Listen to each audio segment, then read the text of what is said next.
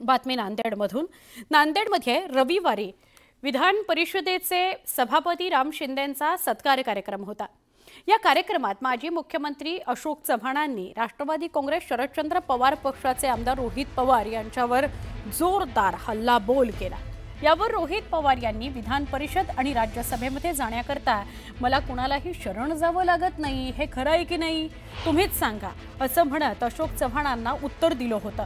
आता पुन्हा अशोक चव्हाण यांनी रोहित पवारांचं जेवढं वय नाही तितका माझा अनुभव आहे असा टोला लगावला।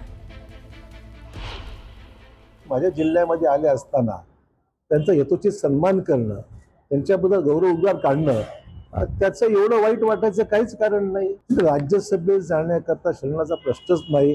ते विसरले असतील की मी लोकसभेतही होतो, विधानसभेतही होतो, म्हणजे त्यांचं जेवढं वय आहे तेवढा माझा अनुभव आहे।